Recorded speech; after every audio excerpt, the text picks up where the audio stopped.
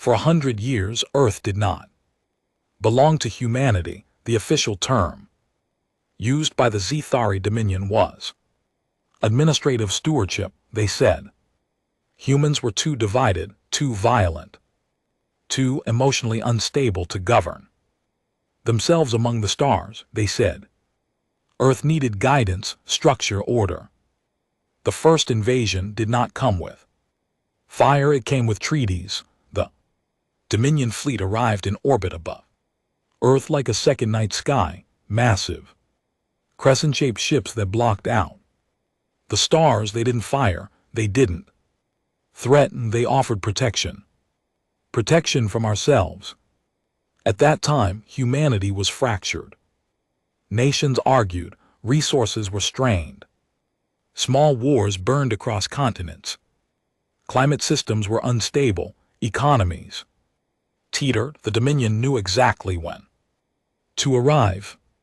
They broadcast a message in perfect English, a Mandarin, Arabic, Spanish, and dozens more. We come as stabilizers, accept oversight, and your species will thrive. Some governments resisted. Those governments were erased in under 6 hours. Precision orbital strikes. Military bases disabled, power grids shut down, communications silenced. Leadership compounds vaporized, civilian casualties were minimal. That was deliberate. The Dominion wanted Earth intact. Within 3 days, every major world leader stood beneath hovering alien warships and signed the Compact of Compliance. And just like that, humanity became a managed species. At first, life improved. That was the cruelest part. Energy became abundant. Fusion reactors were gifted to major cities. Atmospheric processors began repairing the climate. Food shortages ended within 2 years. Using Dominion agricultural systems, the crime dropped, surveillance increased, artificial intelligence managed transportation, supply chains, and public services with terrifying efficiency. People called it the golden correction. They said maybe we had needed this, maybe humanity wasn't ready. But then the quotas began. The Dominion required labor contributions, interstellar infrastructure exchange. They called it 10 million humans per year selected by algorithm, transported off-world. They said it was voluntary. It wasn't. Families were separated quietly. Selected individuals received official notices. There were no riots, no resistance. Every city was monitored from orbit. If a protest grew larger than 5,000 people, orbital drones dispersed it within minutes using sonic suppressors. No blood, just compliance. But the transported humans sent messages back home, at first short ones. We're safe, work is hard, conditions are manageable. Then the messages stopped. After 20 years, no one who left Earth ever returned. The Dominion explained that off-world assignments required permanent relocation for efficiency. They said humanity should be proud. We were contributing to something larger. By year 35, Earth's educational systems were rewritten. History textbooks were revised. Wars were emphasized, failures highlighted. The narrative was subtle but constant. Humanity required guidance. You were saved from extinction. You were uplifted. Children grew up under alien skies because even the sky had changed. Dominion satellites formed a visible lattice in orbit. At night, faint lines glowed across the heavens like a cage. But some people started calling it that. The cage, but quietly, always quietly. By year 50, human military forces no longer existed. Earth had security advisors instead, Dominion peacekeepers. In towering exoframes patrolled major cities, 12 ft tall, silver armor. Featureless masks, they rarely spoke. They didn't need to. Crime was nearly zero, so was freedom, and still Earth functioned, cities thrived, technology advanced under Dominion permission. Humans were allowed to innovate, but only within parameters. No deep space propulsion research, no weapons development beyond atmospheric range, no independent AI cores. Those were restricted technologies for our own safety. The truth didn't surface until year 73. A cargo freighter malfunctioned. Entering Earth orbit, something went wrong with its containment fields, and the ship drifted too close before Dominion control vessels could intercept. For exactly 4 minutes it broadcast on open human channels, unfiltered, untranslated, and every major observatory on Earth captured the signal. Inside that freighter were humans, thousands of them. They weren't workers, they were skeletal, augmented, neural collars embedded in their spines, industrial implants grafted to their arms, their eyes empty. They were being used as biological processing units, adaptable labor in environments where Dominion physiology failed. One of them looked directly into the cargo cam, and for a split second the collar around his neck flickered. He spoke 2 words before the feed cut. "Help us." The freighter was destroyed seconds later. The Dominion called it piracy, an isolated criminal act, but the damage was done. What Earth had seen, and something changed. Not riots, not rebellion, silence. For the first time in a century, humanity stopped arguing with itself. Political divisions softened, religious conflicts quieted, cultural hostilities dulled. There were no massive uprisings, no grand speeches, just a collective shift. The Dominion noticed the drop in digital hostility metrics. They noted reduced internal conflict probabilities. They labeled it species stabilization. Success. They were wrong. What they were seeing wasn't submission, it was focus. In the shadows of permitted laboratories, human engineers began working on efficiency improvements. Agricultural drones were modified, energy relays optimized, AI traffic systems refined, all within legal limits, all compliant. The Dominion approved every update, but they didn't realize those systems were talking to each other, learning from each other, mapping orbital patrol routes, studying Dominion communication encryption. Quietly, patiently. By year 98, Earth had become the most productive, managed world in Dominion. Space output exceeded projections by 34%. Compliance rating 99.7%.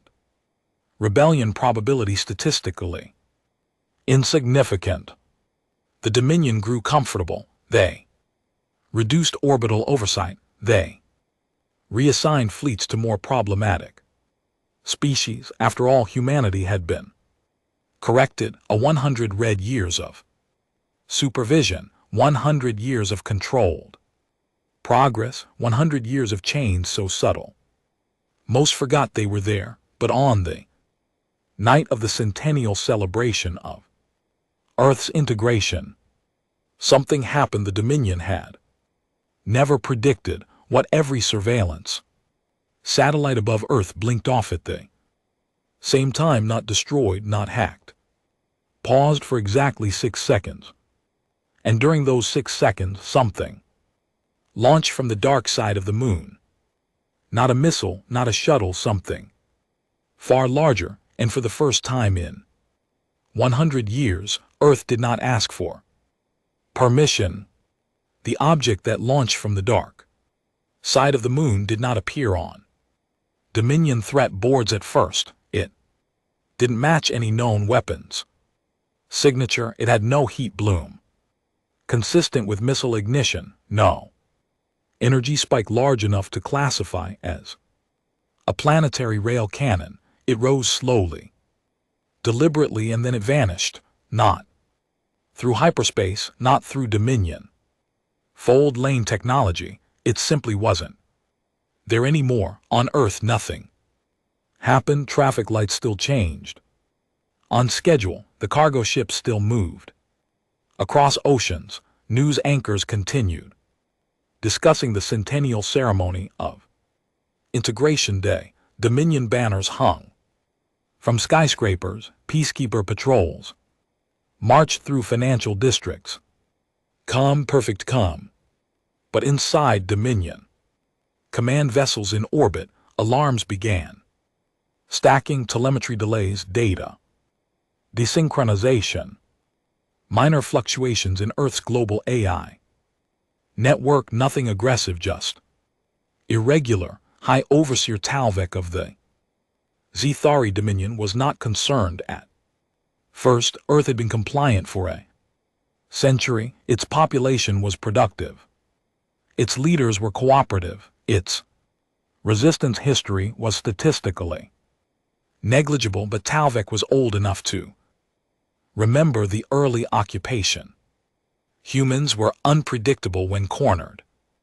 Run a deep systems audit, Talvek ordered. They did, and that was when they found it. Now for 83 years, Earth's global infrastructure had been quietly rewriting itself. Agricultural drones contained hidden processing nodes. Energy grid relays carried encrypted subroutines buried beneath. Efficiency updates, transportation AIS, shared mirrored code fragments disguised as traffic optimization. Individually harmless, collectively massive. The Dominion called it a distributed anomaly. They didn't yet call it what it was, a brain. Humanity had built a planetary-scale intelligence network using the Dominion's own gifted infrastructure, not an outlawed independent AI core. They had obeyed that restriction. Instead, they created something subtler. No single core, no central server, just billions of permitted machines, whispering to each other for decades, learning Dominion language, decoding Dominion encryption, unmapping every orbital patrol, tracking every labor, transport, calculating, waiting. Talvek's mandibles tightened. Initiate orbital lockdown, Dominion. Warships shifted formation around Earth. Energy cannons powered to readiness. Peacekeeper units received standby commands on the surface. Humans noticed, of course they noticed. They had been monitoring orbital fleet positions longer than the Dominion realized. Across the planet, in laboratories, power plants, shipping yards, and research universities, encrypted signals pulsed through fiber lines and satellite uplinks. One word. Now the object that had vanished from lunar shadow reappeared 200,000 km beyond Earth's orbit, behind the Dominion fleet. It was massive, nearly 3 km long. Angular, dark, not sleek like Dominion vessels. Functional, armored. Its hull bore no markings, but its signal was unmistakably human. Talvek stared at the projection in disbelief. Impossible. Earth has no shipyards. They were correct. Earth did not. The Moon did. For 60 years, Dominion oversight satellites had monitored lunar mining operations. They saw extraction numbers, energy outputs, construction materials. What they never saw was assembly, because the structure had been built beneath the surface, layer by layer, shielded by regolith and electromagnetic dampening fields, cleverly disguised as mining interference. The ship rotated slowly, facing the Dominion fleet. Then Earth broadcast something no human had heard in 100 years, an unauthorized transmission, clear comm global. This is the United Terran Command. There was a pause. Talvik felt something ancient stir in his instincts. Your predator awareness. You have overseen us for 1 century. You have extracted our people. You have used our labor. You have limited our growth. Another pause. You believed compliance meant surrender. Across Earth, billions of humans stopped what they were doing and listened. We have completed our evaluation. Dominion targeting systems locked onto the lunar vessel, energy signatures. Spike. Talvik gave the order, destroy it. Dominion plasma lances fired. Brilliant arcs of concentrated stellar energy slammed into the human ship. The void lit like a newborn star. When the light faded, the human vessel remained scorched intact. Its hull shimmered as layered composite plating redistributed absorbed energy across its surface. Dominion crews stared in disbelief. Tal felt his internal temperature drop. Fire again.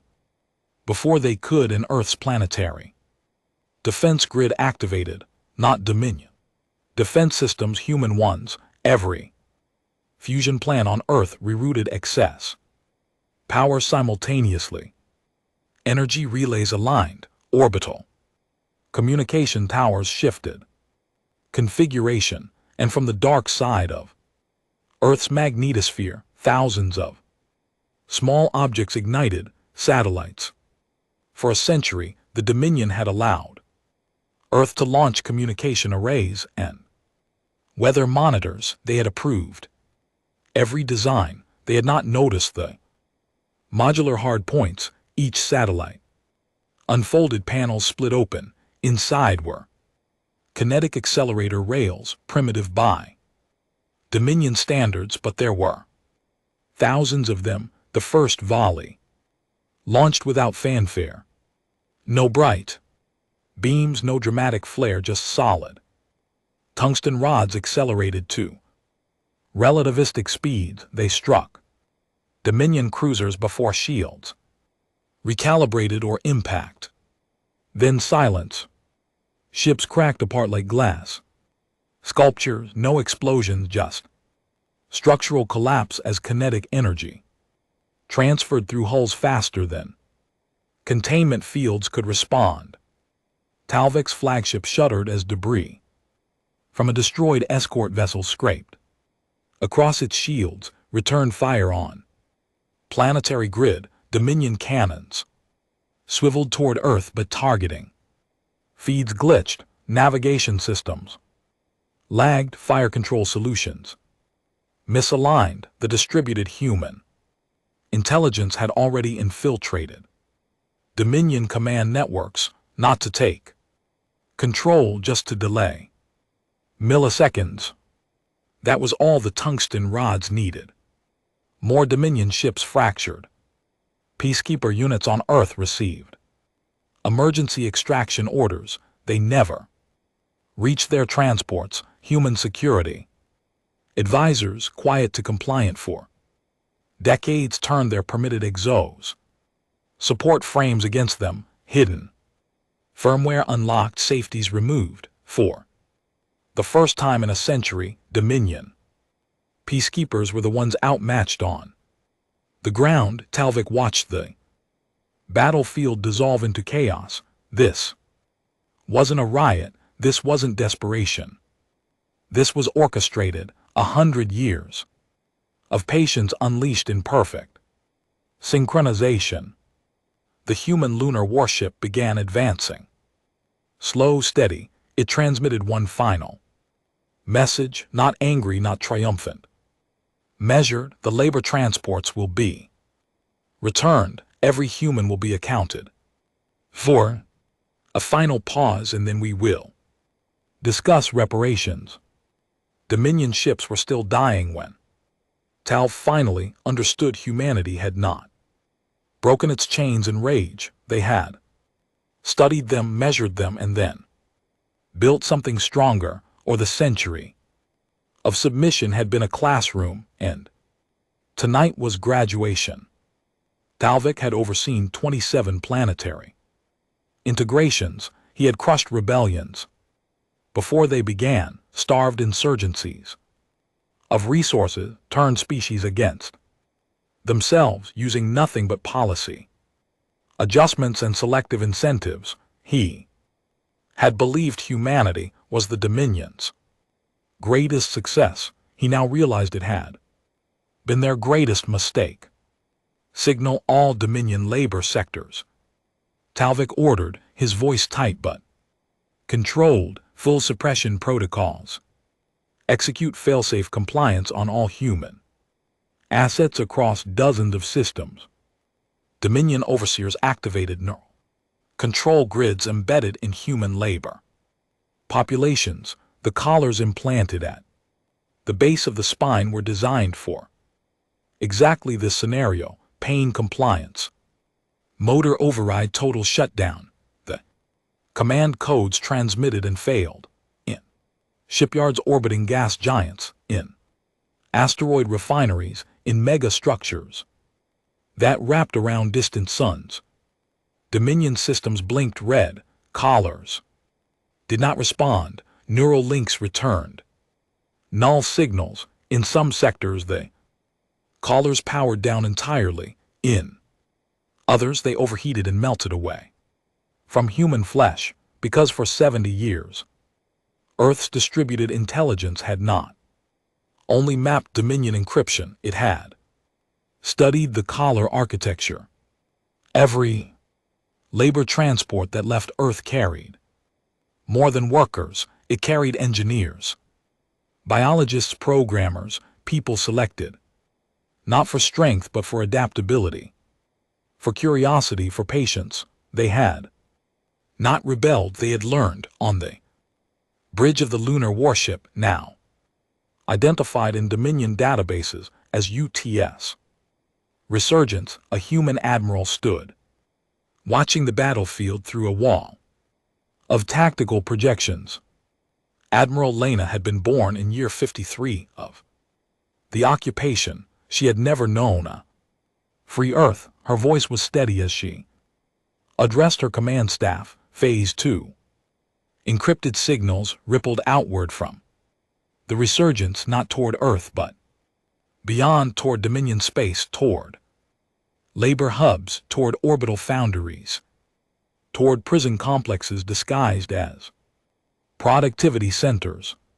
And for the first time in a century, the transported humans heard a voice not filtered by Dominion authority. We are coming in.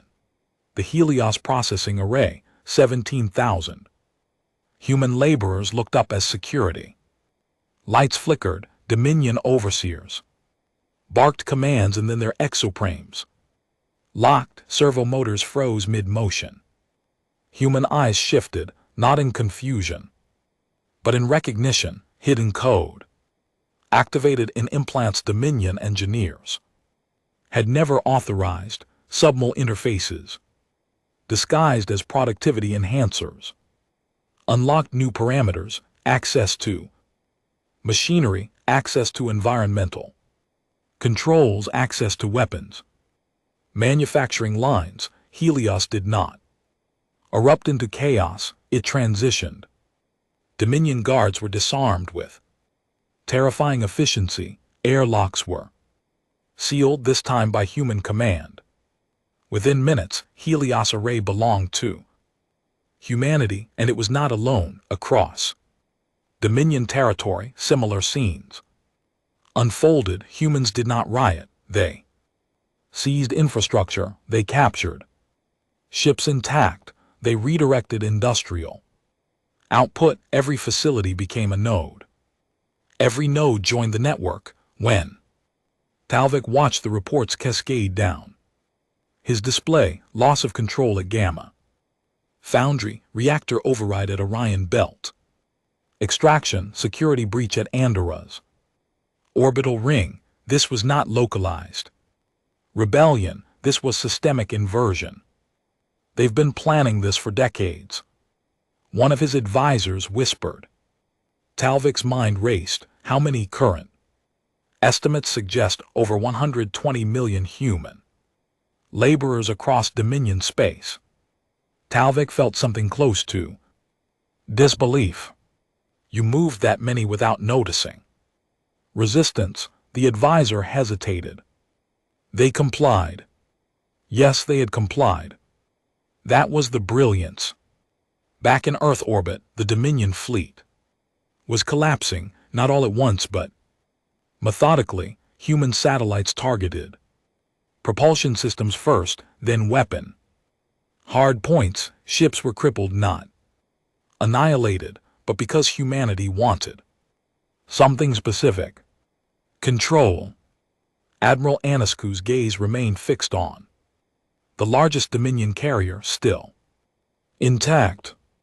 Open channel. A moment later her face appeared on Dominion command screens. Calm, unarmored human. You removed 10 million of our people. Every year, she said evenly, for 1 century. She did not raise her voice. You believed distance would dilute our connection, that time would weaken our memory. Behind her, tactical overlays showed more Dominion ships going dark. You misunderstood something fundamental about us. Talvik forced a response. What do you want? There was no hesitation. Return. A single word. Every human from every facility from every world. You will provide transport. You will provide manifests. You will provide safe passage. Talvik's instinct screamed against concession when the Dominion did not negotiate from weakness, but weakness was no longer theoretical. It was measurable. Human-controlled facilities were already constructing new ships using Dominion materials captured. Fleets were turning. If the Dominion escalated further, the cost would no longer be limited to Earth orbit. It would spread like infection. You ask for reparations as well, Talvik said carefully. Yes, the word was quiet. After our people are home. There was something in her eyes. Talvik recognized now, not hatred, not rage. Resolve, the kind that forms only under prolonged pressure. The Dominion had believed a century of chains would break humanity. Instead, it had compressed them, refined them, turned a divided species into a singular force. Talvik muted the channel briefly. His advisors waited. He said, we cannot win a prolonged conflict. One said bluntly. Our outer sectors are destabilizing. Labor hubs are falling. Talvik stared at the holographic projection of Earth. For 100 years it had been a compliant asset, predictable, manageable. Now it was something else, a center, a gravity well pulling Dominion authority inward and crushing it. He reopened the channel. You will have your transports, Talvik said slowly. Admiral Ionescu nodded once. Good. She paused. And overseer, this is not revenge. Dominion ships continued to lose power around them. This is correction. The channel closed, and across the stars the Dominion began recalling every human it had ever taken. But as transports prepared for departure, as manifests were compiled and routes charted, Talvik could not shake a deeper realization. But humanity had not only broken its chains, it had learned how to for them. The first transport arrived over Earth 8 days after the ceasefire. It was not escorted. It was not armed. It did not broadcast Dominion authority codes. It came alone. A massive labor carrier once used to move 10,000 humans at a time to distant construction sites now drifted into orbit like something ashamed of itself. Every major city on Earth watched the descent live. No Dominion filters, no narrative control, just raw feed. The landing zone was not a military base. It was an open plain outside what had once been Geneva, neutral ground, symbolic. Admiral Ionescu stood at the front of the receiving delegation. No uniform medals, no ceremonial armor, none, just a simple black coat with the emblem of the newly reformed United Terran Command stitched on the collar. Behind her stood representatives from every continent. For the first time in a century, they stood without Dominion oversight. The transport's ramp lowered slowly, and the first humans stepped out. They did not look like soldiers. They did not look like revolutionaries. They looked tired, thin, scarred. But when their feet touched Earth's soil, something passed across their faces that no Dominion algorithm could ever quantify. Home. The silence across the planet was heavier than any riot could have been. Families watched from screens, from streets, from rooftops. Some recognized faces, some didn't. Many simply wept. Quietly, no cheering, no music, just a long collective exhale that had been building for 100 years. More transports followed, dozens, then hundreds. Dominion logistics moved with mechanical precision, returning human populations. Sector by sector, the manifests were complete. Every name recorded, every assignment logged. Human analysts cross-referenced them with Earth's missing persons archives. The numbers were staggering. Over 1 billion humans had been extracted over the century. Not all survived. The Dominion did not hide that fact. Loss percentages were listed coldly in data columns: accidents, environmental failures, productivity incidents. Humanity read those columns without shouting, without threats. Every loss was recorded, every number stored.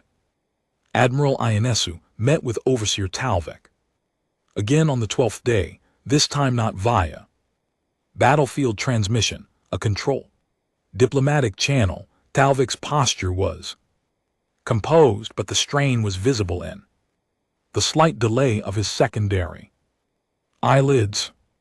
The return process is proceeding as agreed, he said. Yes, replied calmly, it is. You must understand, Talvik began. Carefully, the Dominion believed integration would elevate your species. Ionescu didn't interrupt. Talvik continued, your internal conflicts were projected to lead to self-destruction within 2 centuries. Perhaps, she said, but that was our mistake to make. Talvik's gaze sharpened. You believe autonomy is worth extinction. I believe choice is. The word lingered between them. Choice, something humanity had not possessed for 100 years, while transports continued landing on Earth. Something else was happening in Dominion. Space, human-controlled labor facilities were not dismantling, they were reorganizing. Admiral Ionescu had not ordered withdrawal, she had ordered stabilization. Every seized Dominion foundry was cataloged. Every captured ship retrofitted. Human engineers now had access to full Dominion technology without restriction. They were not dismantling the infrastructure that enslaved them. They were studying it, improving it. Talvik noticed. Your people are not vacating our outer sectors, he observed during the next conference.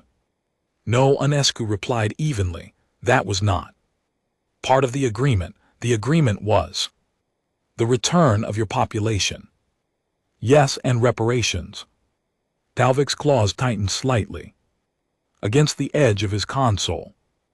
What form do you define as reparations? Yonsku's expression did not change. Access. A single word. Full technological. Exchange, removal of research. Restrictions, autonomous expansion. Rights beyond Sol system and shared. Control of joint labor infrastructure. For a period of 20 years. Talvik absorbed the list. You intend to become a peer power. No, she corrected gently, we intend to ensure no one can chain us again. Distinction mattered across Earth. Reconstruction efforts began, not of cities but of identity, militarities. Reopened, independent research labs. Formed openly for the first time in a century, deep space propulsion projects. Resumed, not in secret anymore. Publicly, proudly, humanity did not celebrate victory, it reorganized. Disciplined, unified, the psychological transformation was complete. The century of occupation had erased many things. Borders, rivalries, petty ideological wars. When freedom returned, humanity did not revert, it had outgrown its former fractures. Dominion observers noted the shift with unease. Conflict probability among human factions remained historically low. External strategic focus increased. Dramatically, a species that once fought itself now thought outward. Talvik received another report that unsettled him more than any fleet loss. Human birth rates had increased sharply since the liberation, but not randomly. Strategically, educational enrollment in engineering, physics, xenobiology, and military sciences surged across every continent. Humanity was not recovering, it was accelerating.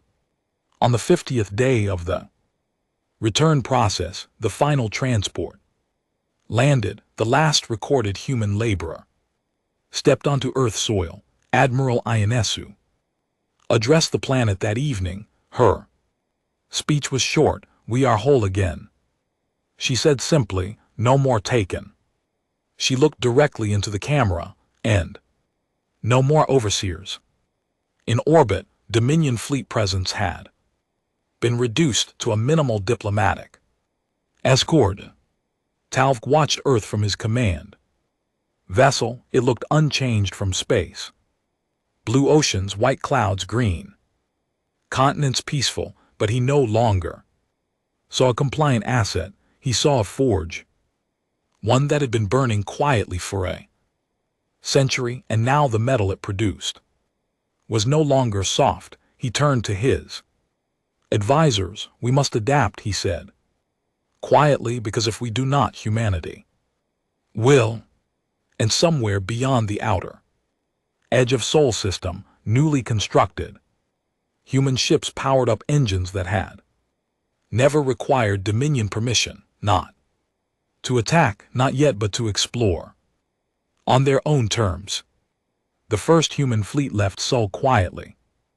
No grand parade, no triumphant broadcast to the galaxy from just 12 ships, slipping past the orbit of Pluto and accelerating into deep space under engines the Dominion had once forbidden Earth to even research. They were not massive dreadnoughts like the Resurgence. They were lean, purpose-built, long-range vessels designed for endurance and independent operation. Exploration class officially, but every one of them carried weapons that did not require permission. The Dominion tracked them immediately. Of course they did. Sol system was still surrounded by observation arrays, diplomatic or not. The Dominion did not trust sudden silence. Overseer Talvik watched the fleet. Trajectory projection.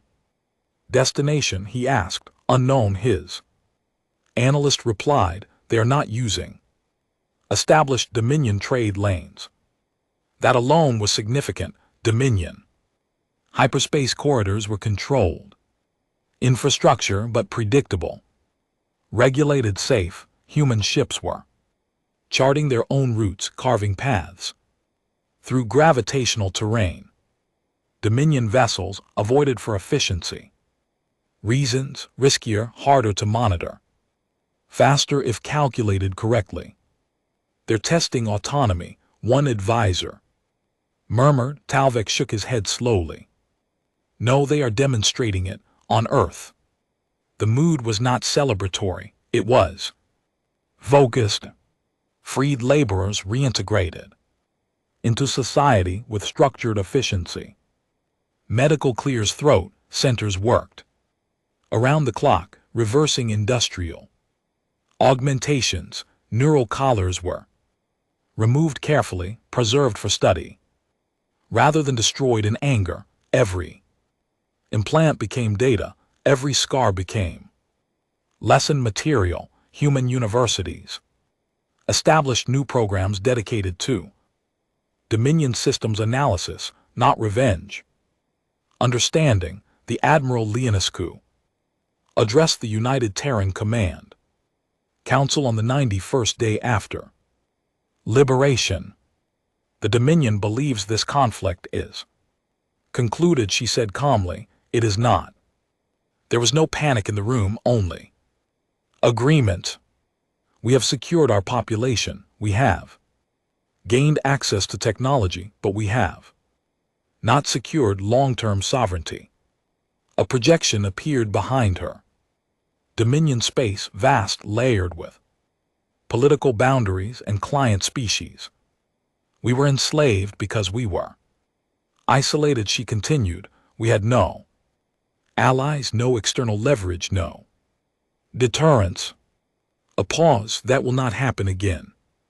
The exploration fleet's real mission was not resource gathering, it was contact. Beyond Dominion borders existed species, categorized as minor, unstable, or economically insignificant. Species the Dominion managed but did not value. The human diplomatic vessels began broadcasting open messages as they entered fringe territories. We are Earth, we seek conversation. Not dominance, not integration. Conversation. Some species ignored them. Others listened cautiously. One responded.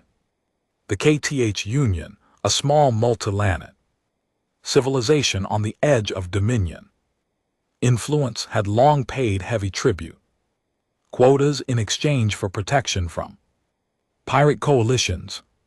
They were efficient, peaceful, economically strained. Human envoys arrived without warships bristling aggressively. They arrived with medical ships, agricultural engineers, energy specialists. The KTH expected demands.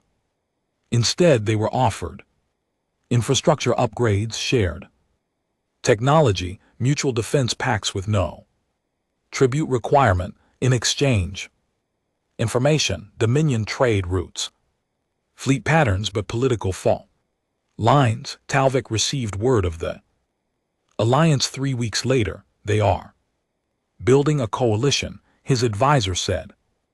Quietly, Talvik did not respond immediately. He watched projections of human ship construction rates. Earth's industrial output had doubled since liberation. Dominion shipyards now operated under joint control agreements, agreements that technically permitted human expansion. The Dominion had underestimated the long-term implications of reparations. They believed giving humanity access would plate them. Instead, it empowered them. They are moving faster than predicted. The advisor continued. Talvik's gaze hardened. Yes, because they learned to move slowly first, across Dominion controlled sectors. Subtle shifts began. The species that once accepted Dominion oversight without question now requested renegotiation of terms. Quota Reductions, autonomous defense rights. Human diplomats were careful. They did not incite rebellion. They offered alternatives quietly, patiently. Earth did not declare itself a rival empire. It positioned itself as an option, back. In Sol System, something far more concerning was underway. The resurgence had not been decommissioned after the uprising. It had been upgraded, new armor composites layered over battle card, plating, enhanced propulsion cores, integrating Dominion and human designs. Its weapon systems recalibrated with data gathered during the orbital engagement. Admiral Ionescu walked along its command deck in silence. One evening, a young officer approached cautiously. "Admiral, do you believe the Dominion will strike again?" Ionescu considered the question carefully. "They will not strike impulsively," she said. "They are too structured for that." She turned her gaze toward a holographic projection of Dominion core worlds. "But if they perceive us as destabilizing their authority," the officer finished quietly, "they'll attempt correction." Yes, humanity had been corrected once. The term lingered like a scar. That was why the resurgence remained active, not as a threat, as a reminder. Weeks later, Dominion long-range sensors detected something unusual beyond their outer patrol perimeter, a structure under construction, large, not human, not Dominion. Talv reviewed the imagery. Massive fragments of unknown alloy, wreckage assembled into something deliberate. The location outside both Dominion and human territory, unclaimed space. Origin, Talvik demanded. Unknown, the analyst replied.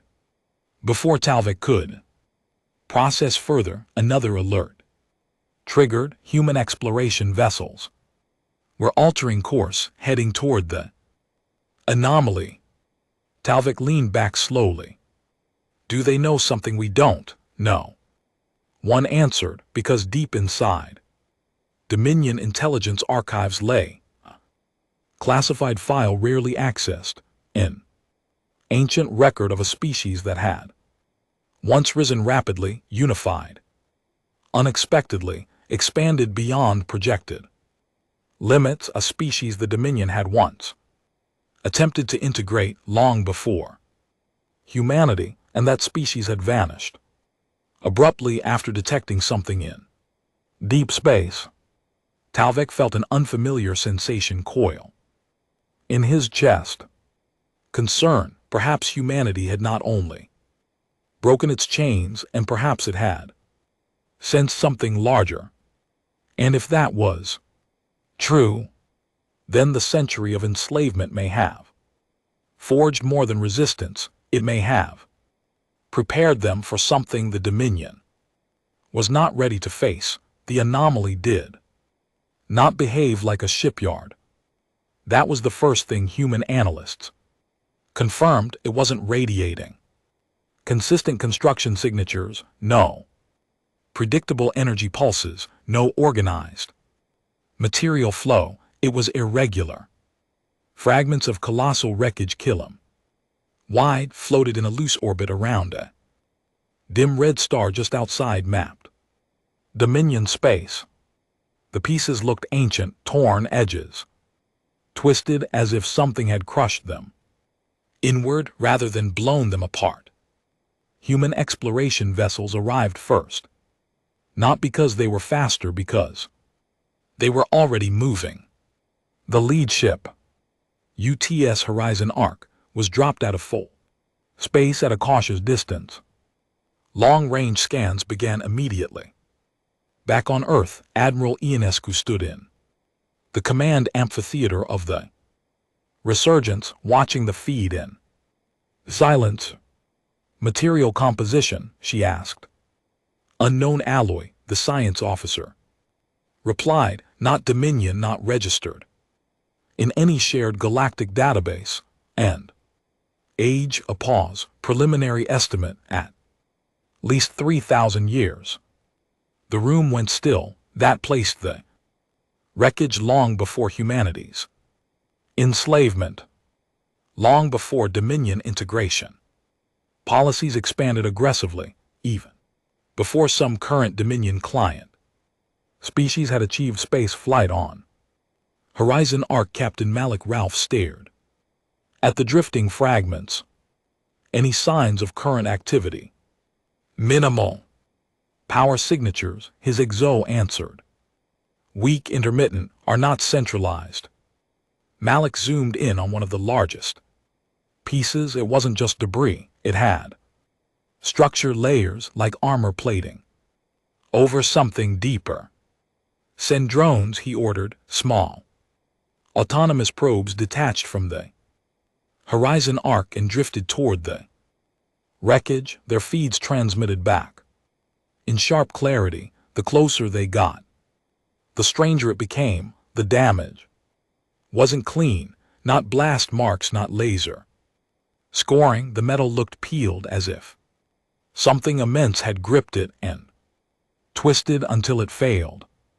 Back in Dominion space, Talv watched the same data stream. Humanity had not restricted access to this anomaly. That was intentional. A subtle message: we are not hiding this. Talv felt unease grow. Cross-reference with Archive Theta 7, he ordered. An analyst hesitated. That archive is restricted to High Command clearance. I am High Command. Moments later, ancient records appeared. On his display, a file long buried under layers of political obfuscation. Subject: the Threne Void event. 3,112 years ago, a rapidly advancing species, the Threne Collective, had expanded aggressively beyond Dominion trade lanes. They had discovered something in deep space. They had sent distress signals, then silence. When Dominion scouts eventually investigated, they found wreckage, twisted, crushed, and something else. Movement beyond sensor resolution. The Dominion had declared the region unstable, off limits. The file ended there. Talv's secondary eyelids lowered slowly. He opened a secure channel to Earth. Admiral Ionescu appeared almost immediately. And you've accessed your old archives, she said calmly. Talv did not ask how she knew. Yes. And you recognize the wreckage pattern? Yes. Silence stretched between them. Finally, Talvik spoke. The Threne Collective vanished after encountering a similar anomaly. Ionescu nodded once. We know you're approaching it anyway.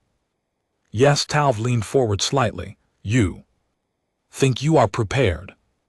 Ionescu's gaze didn't waver. I think we've been preparing for a century. Without realizing it, on Horizon Ark, the first drone entered a fractured hull cavity. Inside was not emptiness. It was organic residue, fossilized, blackened, layered across interior surfaces like something had grown there briefly before dying. The science officer's voice trembled. Despite training, this wasn't just structural collapse. Something was inside these ships. Suddenly, one of the smaller debris fragments shifted, not drifting, moving. Slowly at first, then with intention. Captain, the exo whispered, we have vector deviation. More fragments adjusted course, tiny changes, subtle but coordinated. Malik's pulse quickened. Recall drones. One probe failed to respond. Its feed filled with static for half a second, then returned. For a frame, just one frame, the camera captured something in the darkness of the wreckage, not mechanical, not biological in any recognizable sense, an absence like space folded inward around a shape too large to fully resolve. The drone feed cut permanently. On the Horizon Arc bridge, alarms flared. Mass distortion spike, someone shouted. Gravitational readings warped, not enough to tear the ship apart. Why? Enough to disrupt calculations. Back on the Resurgence, Admiral Ionescu didn't shout orders, she spoke quietly. All fleets defensive posture only, no offensive engagement. Talvik's image flickered on her side. Display. You don't intend to destroy it, not until we understand it. Another debris fragment rotated, revealing an inner surface carved with markings, not Dominion script, not then, not any known galactic language.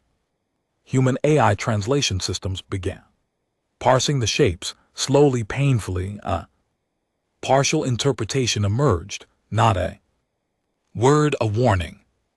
Do not awaken. The gravitational distortion spiked again, this time stronger. Horizon Arc's hull creaked under pressure. Captain Malik swallowed. Admiral, we may have triggered. He didn't finish because the red star at the center of the debris field dimmed slightly, or just for a second, as if something immense had shifted between it and the light. On Dominion command deck, silence reigned. Talvik felt cold realization settle into place. The THR hadn't been destroyed by the anomaly, they had disturbed it. Humanity had spent a century under chains, studying oppression, enduring pressure, learning patience. Now they faced something that didn't negotiate, didn't integrate, didn't enslave. Something that simply erased. Ionescu's voice cut through every human channel. Hold position, calm, measured. Whatever this is, it's older than they. Dominion, older than us. The red star flickered again. And for the first time since Earth broke its chains, humanity faced something it had not planned for. Something that did not care how patient they had been. The red star dimmed a second time, but not like a natural fluctuation, not like stellar instability. It dimmed with rhythm, as if something passed in front of it deliberately. On the bridge of the Horizon Arc, every screen filled with cascading gravitational data, readings spiked in, dipped in patterns too precise to be random. Mass lensing event, the science officer whispered, but there's no object large enough to cause it. Captain Malik didn't answer. He was staring at the tactical overlay because the debris field wasn't just moving anymore, it was aligning. Fragments rotated slowly, drifting into geometric positions around the red star, not forming a structure in the traditional sense, forming a pattern. Back on the Resurgence, Admiral Ionescu's jaw tightened slightly. Zoom on Sector 3, she ordered. The projection magnified where's the twisted thin hole. Pieces now formed a loose spiral, not construction, containment. Talvik's voice came through on the shared channel, stripped of dominion superiority for the first time. That configuration matches Archive Theta 7 imagery. Yes, Yonsu said quietly, it's a cage. The implications settled like gravity. The then collective hadn't been destroyed immediately. They had tried to trap something and failed. On the Horizon Arc, proximity alarms screamed. Gravitational wave building. Malik gripped the edge of his command console. Distance, still outside direct contact. Radius, but it's increasing. A ripple spread outward from the center of the debris field, space itself distorted.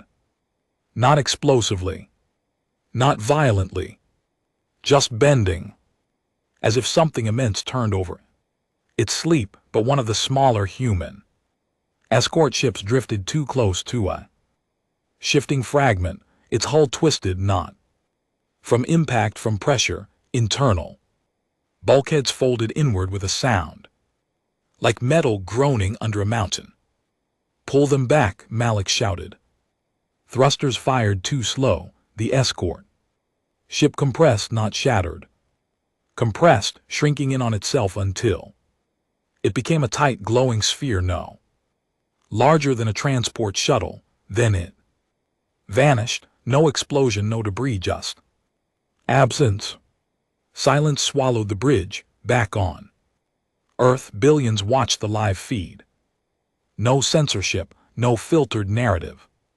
Humanity had chosen transparency, and now they were watching something they did not understand. Talv's breathing quickened. "That is not a weapon," he muttered. "No, Yesku agreed, it's feeding."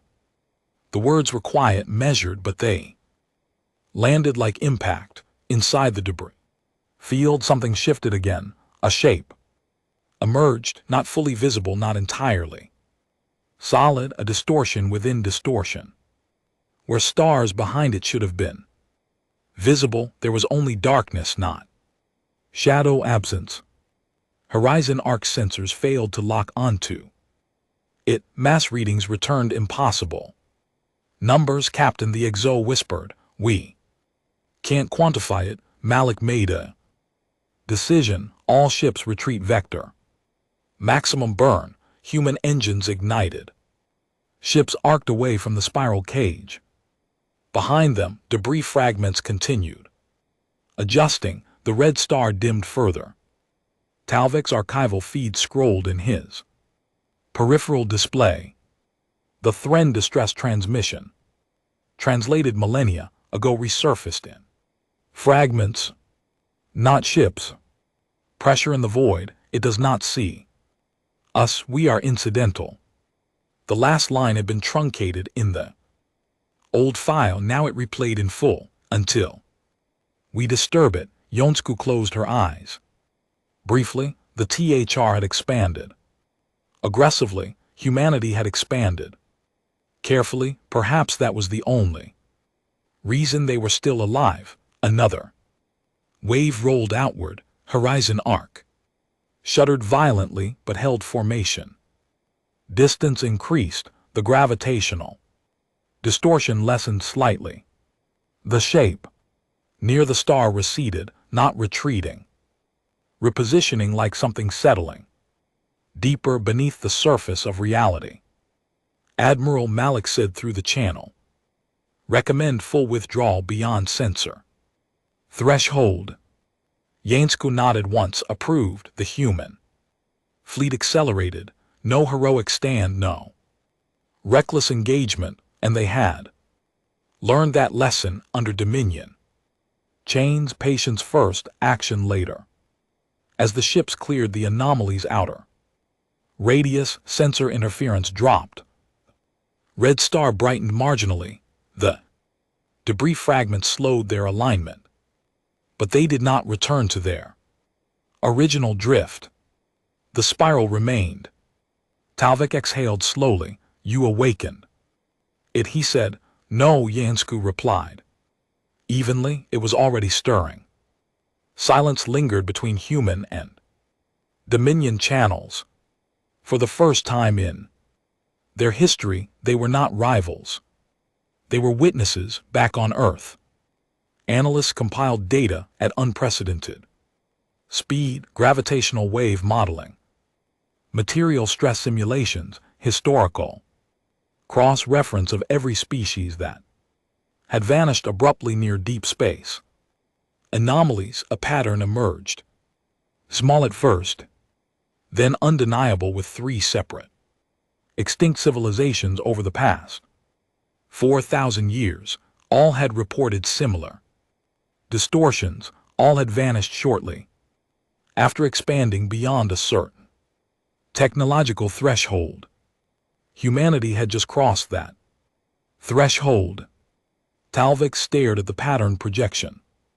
"This thing," he said slowly, "reacts to expansion, or to energy concentration, Yonsku, countered or to attention. Another uncomfortable silence. The Dominion had once enslaved humanity out of fear they would destabilize galactic order, now something far older. Destabilized existence itself, and it did not care about politics, it did not care about chains, it only reacted when disturbed. On the Resurgence Bridge, Yonsku issued a final order for the day: all fleets no further approach us. Begin long-range monitoring only. She turned toward the projection of the red star. We survived a century because we learned restraint.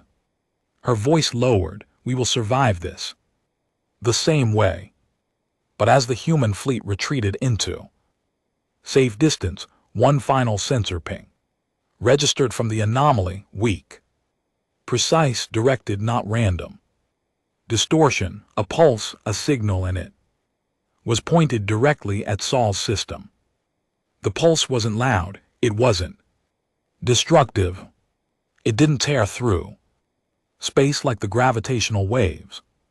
Before it, it was quiet, precise, and it traveled in a straight line from the anomaly to SU. On the Resurgence, every long-range sensor array locked onto it immediately. Energy composition, Admiral Ionescu asked.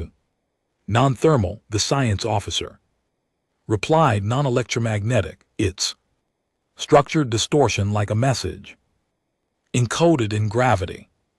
Talvik's image flickered into the command display again. You believe it's communication.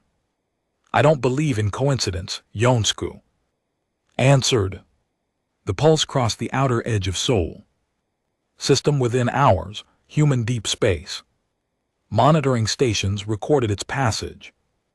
As a faint compression ripple, it didn't damage anything, it didn't alter trajectories.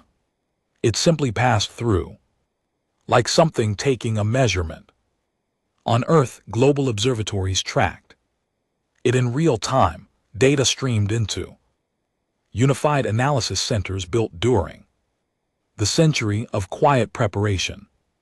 Humanity had learned to collaborate under chains. Now that discipline was absolute. The pulse reached Jupiter's orbit, then Mars, then Earth. For a brief moment, gravity fluctuated by less than 1% across the planet, and not enough to cause destruction, enough for every precision instrument to notice, enough for every human to feel a subtle pressure in their bones, a weight. Then it was gone.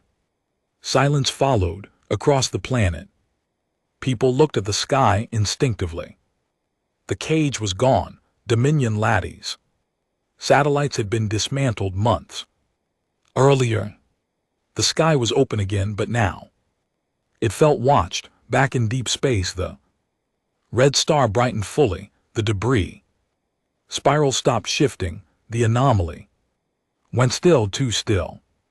Captain Malik replayed the sensor logs. From Horizon Arc, that wasn't random, he said quietly. No, UNESCO agreed, it mapped us. Talvik's voice carried something new. Not superiority, not even fear, respect.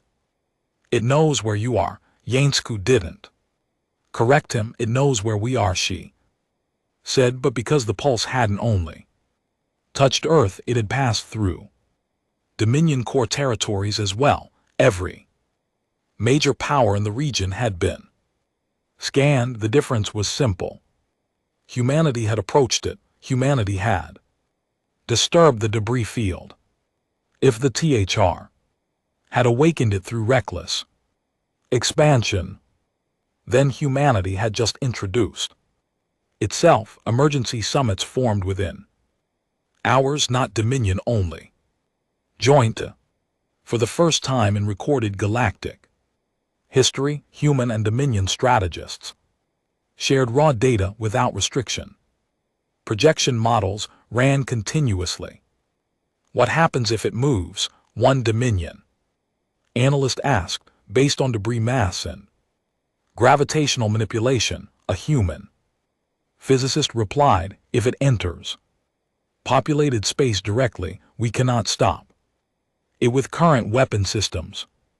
The words settled heavily. Once Admiral Ionescu stood before a combined council of species that once would never have sat in the same room for a century. She said calmly, we were restrained, limited, forced to grow inward. Her gaze moved between Dominion representatives and smaller allied species like the Karith. That inward growth gave us discipline. She activated a projection, human fleet. Production curves, Dominion fleet. Production curves, joint industrial. Potential. If this entity reacts to energy, concentration or rapid expansion, then escalation is not the answer. Talvik narrowed his eyes. You propose what? Hiding, I propose balance. The word felt unfamiliar in a room built on dominance for millennia. We reduce aggressive expansion. Signatures, we coordinate energy. Outputs, we monitor, not provoke. A Dominion warlord scoffed. Tiru, you suggest slowing development for an unseen threat. Ionescu met his gaze evenly. We survived enslavement because we adapted to pressure instead of reacting to it. She paused. Now the entire galaxy must do the same. The data supported her. Every extinct civilization had shown exponential expansion spikes before disappearance. Technological surges, energy bursts, military growth. Humanity had just experienced its own surge after liberation. If the anomaly responded to that, then perhaps it was not hunting species. Perhaps it was responding to imbalance. Days passed. The anomaly did not move. The red star remained steady. The debris spiral held its position. Long range probes were deployed at extreme distance. No closer approaches, no active scans, passive observation only. On Earth, the mood was no longer focused victory, it was sober awareness. Freedom had come, but it had revealed something larger.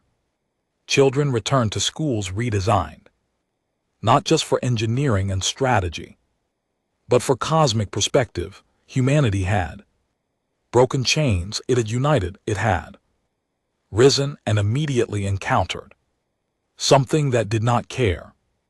Late one evening, Admiral Ionescu stood alone on the Resurgence's observation deck. Soul burned calmly in the distance. Free for now.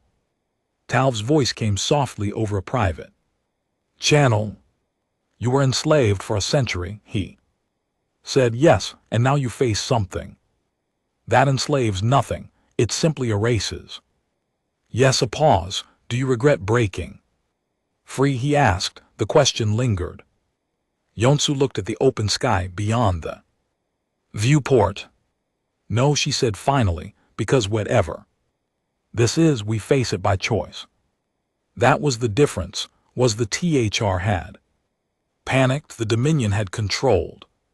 Humanity had endured, the Pulse had mapped them. It knew where Sue was, but it had not advanced, not yet. And in that fragile stillness, the galaxy understood something new. Humanity had not only broken its chains, it had forged patience into strength. And if something ancient now stirred in the dark between stars, it would not find a divided species waiting. It would find one that had already survived captivity, one that understood restraint, one that knew when to wait. The red star flickered once, faint, almost imperceptible, and far from Soul system, deep within the debris spiral. Something shifted again, not awakening fully, just adjusting, as if considering. The century of enslavement had forged humanity. Now the next century would test it, and this time the chains would not be physical,